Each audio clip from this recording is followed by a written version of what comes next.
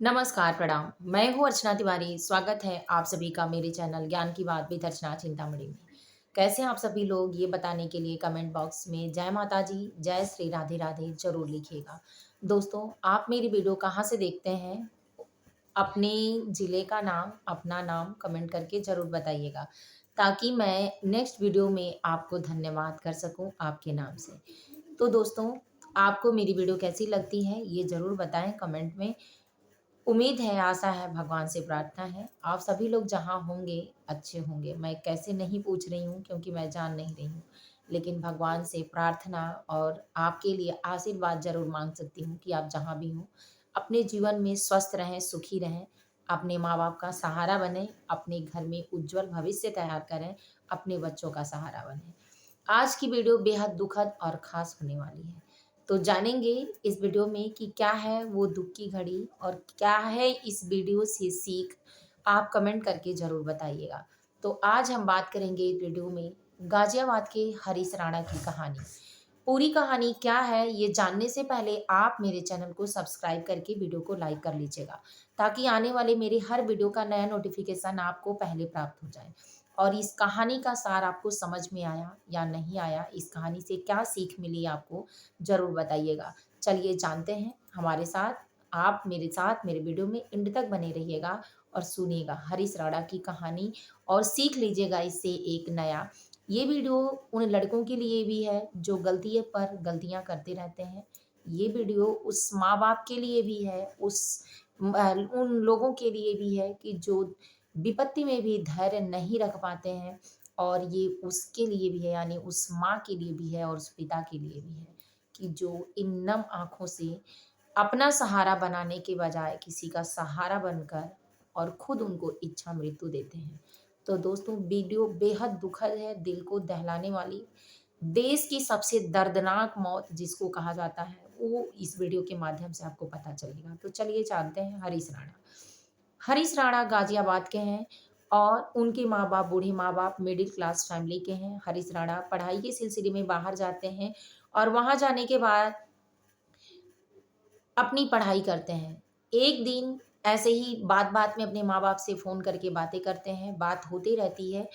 अपना ख़्याल रखें, हरीश राणा एक अच्छे संस्कारी पुत्र होते हैं, जो अपने माँ-बाप के इकलौती संतान होते हैं और उनका सहारा बनना भगवान मतलब उनके सहारे के लिए उनको भेजते हैं। क्या पता होता है उस माँ-बाप को कि उस जीवन में क्या आने वाला है, और क्या पता होता है हरीश राणा के सपने ऐसे चकनाचूर होने वाले हैं। हरीश राणा एक अच्छे और ईमानदार लड़के होते हैं। उनका हर एक संस्कार उनके माँ-बाप को पसंद आता है। उनके माँ-बाप, और वो कहते हैं कि हर माँ-बाप का दिल अपने बच्चे के लिए भर आता है जब कोई दुःख की बात होती है, और हर उस माँ-बाप का कलेजा फट जाता है जब उसके बच्चे पर कोई दिक्कत आती है। कहते हैं कर्म कभी भी लौट कर आता है। भगवान एक बार माफ़ कर सकते हैं, पर कर्म माफ़ नहीं कर सकता है। लेकिन माँ-बाप कहते हैं कि माँ-बाप ऐसे होते हैं कि लाख कोई गलती करे उसके बच्चे, पर एक बार अगर नतमस्तक हो जाएँ और अपने आप को पीड़ा में डाल लें, तो उसके माँ-बाप का कलेजा फट जाता है। वो चाहे लाख दुःख में हो, लेकिन अपने आप का हार मानकर अपने बच्चे के प्रति फिर से समर्पित हो जाते हैं। तो ठीक हरीश राणा की भी यही कहानी थी। हरीश राणा बिल्कुल बहुत अच्छे संस्कार के और अच्छे व्यक्ति होते हैं। उनके जीवन में भी एक तूफ़ान होता है, एक सपना होता है, एक ज़िम्मेदारी होती है, एक संस्कार होता है और एक मनोबल होता है कि जो वो अपने परिवार के लिए कर पाएँगे। हरीश राणा लगभग 18 से 19 साल की उम्र होती है, बाहर जाते हैं पढ़ने के लिए, वहाँ रहते हैं, लेकिन अचानक एक दिन अचानक रात्रि के समय चौथे मंजिल से वो गिर जाते हैं नीचे। चौथे मंजिल से नीचे गिरने के बाद उनके ब्रेन में चोट आती है, और वो चोट इतनी भयंकर आती है कि हॉस्पिटल ले जाया जाता है। वहाँ डॉक्टर रिफ़र कर देता है, फिर दूसरे, तीसरे, फिर ऐसे करके अच्छे-अच्छे हॉस्पिटल तक ले जाया जाता है, लेकिन सभी डॉक्टर हार मान लेते हैं और लास्ट में ये कह देते हैं कि कुछ भी फ़ायदा नहीं हो सकता, ये कोमा में है। कोमा में होने के वजह से माँ-बाप का इकलौती संतान, माँ का कलेजा फटता है, पिता चुपचाप देखते रहते हैं, सारी बातों को सुनते हैं, देखते हैं, समझते हैं। धीरे-धीरे ऐसा समय और इलाज के दौरान हर वो हॉस्पिटल और हर वो दुआ, हर वो प्रार्थना करते हैं कि जिससे उनका पुत्र कोमा से बाहर आए और ठीक हो जाए। एक नई उम्मीद और नई ऊर्जा के साथ।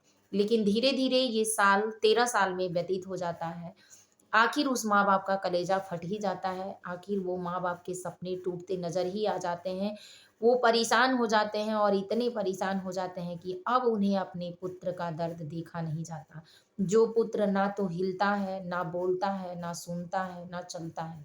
सिर्फ़ एक जगह 13 साल पड़े रहना बेड पर, एक दर्दनाक मौत से भी मौत, बदतर मौत कहिए कि जो आपको अचानक, ऐसी दर्दनाक मौत के लिए माँ-बाप परेशान हो जाते हैं और सोचते हैं कि अब ऐसे पुत्र का क्या करें, जो अंदर ही अंदर दर्द को सह रहा है और ना तो बोलता है, ना उठता है, ना तो कोई उम्मीद है। 13 साल उम्मीद लगाने के बाद ये ज़िंदगी देखने के लिए उस माँ-बाप को मिलता है कि उसके उम्मीद पर पानी फिर जाता है और ऐसा पुत्र परेशान हो जाता है। परेशान उस तरह से होता है कि ना तो नज़रों में दर्द होता है, ना तो कोई एक्टिविटी होती है। सिर्फ़ ज़िंदा लाश जिसकी सिर्फ़ साँसें ही डॉक्टर कहते हैं कि साँसें ही चल रही हैं, बाकी का सारा शरीर ऐसे ही है और कुछ नहीं हो सकता, कहीं नहीं हो सकता। ना तो कोई उम्मीद काम आती है, ना कोई दुआ काम आती है, ना तो कोई पूजा-पाठ और प्रार्थना काम आती है। इस तरह से हरीश राणा को इतना दर्द देखना पड़ता है कि वो परेशान हो जाते हैं, उनके माँ-बाप। तब एक दिन फैसला करते हैं डॉक्टर से कहने के बाद, वो अपने नज़दीकी कोर्ट में अर्ज़ी लगाते हैं ताकि उनके पुत्र को इच्छा मृत्यु दी जाए। फिर लेकिन वो कोर्ट का फैसला ख़ारिज हो जाता है कि किसी को इच्छा मृत्यु कैसे दिया जाए, कैसे, जब तक वो अपनी मर्ज़ी से नहीं होता है। तो सुप्रीम कोर्ट में फिर उनके पिता इस बात की गुहार लगाते हैं, तो सुप्रीम कोर्ट ये फैसला ख़ारिज कर देता है और ये फैसला उनके पक्ष में देता है कि संविधान में सिर्फ़ जीने का ही समानता का अधिकार नहीं है, मरने में भी समानता का एक इच्छा मृत्यु का अधिकार है कि व्यक्ति अगर जीवन से जूझ रहा है और वो ठीक नहीं हो सकता, तो उसे इच्छा मृत्यु दी जा सकती है। हरीश राणा के पिता गर्व से कहना चाहिए सरकार को, इन्हें वीरता या पद्म चक्र ज़रूर देना चाहिए, वीरता का पुरस्कार, क्योंकि इन्होंने इतना बड़ा फैसला किया कि उसी समय सरकार से एक बात की और इच्छा जताई न्यायालय में यानी सुप्रीम कोर्ट में कि उनके पुत्र का कोई भी अंग, अगर कोई भी पार्ट काम आ रहा है, तो वो किसी को भी दे दिया जाए कि जिससे वो उसका भलाई हो सके और उसके काम में आ सके। उस समय में उनके पिता ने अपनी वीरता को दिखाई, अपने भाव को दिखाया, अपनी सेवा को दिखाई। ऐसे पिता को सत-सत नमन और हरीश राणा को भगवान मोक्ष की प्राप्ति दें, उनके अपने चरणों में स्थान दें। उनके किसी भी कर्म का दंड रहा हो, पर ये दंड किसी भी माँ-बाप को और किसी भी बहन के भाई को, किसी भी पत्नी के पति को या किसी भी व्यक्ति को ऐसा दर्द ना दें। हरीश राणा को मोक्ष की प्राप्ति मिले, उनकी आत्मा को शांति मिले। आप सभी से निवेदन है कि आप 5 मिनट अपनी आँखों को बंद करके भगवान से प्रार्थना करें कि उनको अपने चरणों में यानी श्री हरि अपने चरणों में स्थान दें। अनेक कर्मों और अनेक धर्मों के बाद न जाने किस ज़िंदगी का क्या-क्या बदलाव हो जाए, पर ऐसी ज़िंदगी किसी को ना मिले और किसी के माँ-बाप का सहारा ऐसे ना जाए। हरीश राणा का जीवन धन्य हो और अब से उनको किसी भी जन्म में ऐसा कर्म, किसी भी तरीके से ऐसा कर्म या ऐसे धर्म में कभी भी उनको ना पालन हो और ना तो आए। ऐसे वीर पुत्र और ऐसे वीर पिता को सत-सत नमन। ऐसे पिता को कि जिनको भगवान हौसला दें, ताकत दें, सहन शक्ति दें, उस माँ की आँखों को और उसके कलेजे को। फिर से उनके घर में एक हरीश राणा अच्छे अवतार में आए, जो उनकी सहारा बने और किसी भी रूप में भगवान उनके माता-पिता को सहारा दें। तो उम्मीद है कि आपको ये सारी बातें समझ में आई होंगी और आप एक इससे नई सीख पाए होंगे कि कभी भी परेशानियों में या मुश्किलों में, जो इससे बड़ी परेशानी और मुश्किल कुछ हो ही नहीं सकता, इसमें भी किसी ने धैर्य रखकर इतना अच्छा काम किया, तो आप भी कर सकते हैं। ये जीवन 5 तत्वों का मिला हुआ शरीर है और ये शरीर कब किसके काम आ जाए, यही हमारी सद्भावना है, यही हमारा जन्म है और यही हमारी मृत्यु है। प्रकृति ही हमको सब कुछ देती है और प्रकृति ही सब कुछ हमसे ले सकती है। तो इसलिए जब तक हम जीवित हैं, जब तक हम चल रहे हैं, तब तक हमारी भाषा से यानी हमारी वाणी से अगर आपको राहत मिले, तो ये भी एक सेवा है। अगर हमारे शरीर से कोई काम आपके प्रति हो पा रहा है, तो भी एक सेवा है। अगर हमारे बातों के द्वारा आप कुछ मोटिवेट होकर अच्छा काम करते हैं, तो ये भी एक सेवा है। जब हम किसी को ब्लड दान देते हैं, तो ये भी एक सेवा है। अंग दान देते हैं, वो भी एक सेवा है। हरीश राणा का जन्म भी ये अंग दान देने के लिए ही हुआ था और उनकी सेवा पूर्ण हुई।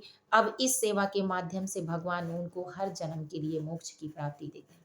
तो दोस्तों, बहुत दुख के साथ इस वीडियो को मैं इसलिए बनाई हूँ ताकि हम सब सीख सकें कि दुख की घड़ियाँ बहुत बड़ी भी नहीं होती, बहुत छोटी भी नहीं होती। हम भी बहुत ज़्यादा दिन के नहीं हैं, पर जितने दिनों के लिए हैं, हम अपनी इच्छा के अनुसार इच्छा काम करें और सत्य काम करें। अगर हरीश राणा ने अपने माँ-बाप का सहारा बनकर ये काम नहीं किया, तो अपना अंग दान उनके पिता ने देकर उनको किसी का सहारा बना दिया। सहारा ज़रूरी नहीं है कि कोई कमा कर ही खिलाए, सहारा वो भी होता है कि वो किसी का सेवा करेंगे, तो उसके माध्यम से भी उनको पुण्य की प्राप्ति होगी। तो ऐसे माँ-बाप का को भी धन-धन नमस्कार और हरीश राणा को भगवान के चरणों में आशीर्वाद और मोक्ष की प्राप्ति मिले। आप सभी लोगों को वीडियो पसंद आई हो तो लाइक करके चैनल को सब्सक्राइब कर लें। हर हर महादेव, जय श्रीमन नारायण कमेंट बॉक्स में ज़रूर लिखें।